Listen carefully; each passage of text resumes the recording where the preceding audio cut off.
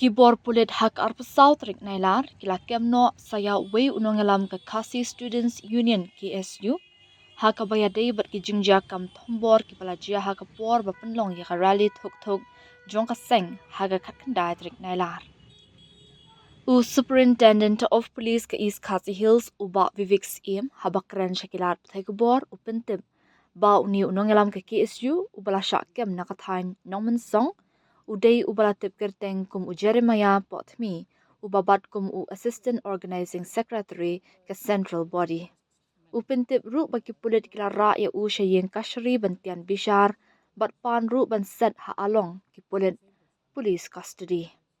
Hashwa kani ki pulit kila kiam ya laingot ki nongelam bahakmat ke KSU ki bakin thop ya u President Samla Raymond Kharjana, Vice President Samla Penkemen Lang Sanmit, But General Secretary Samna Ruben Najar, hakabaya day but kite kiju ki jingjia kam thombor. Haba pentip halor ka jing thawi ka Special Investigation Team SIT, uba Vivek ulaong, ka jing tookit kalaya shakman.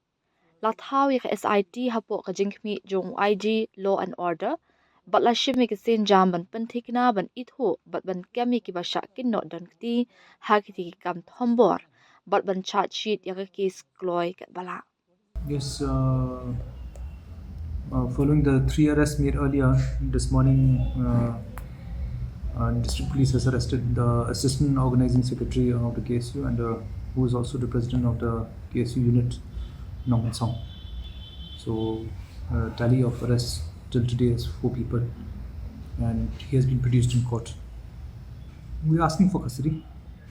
Jeremiah Potmi. Yes. What is his name? No, that's this one. The person. It is a person. The same person. That means the marksman you're talking about is the same person. Yes.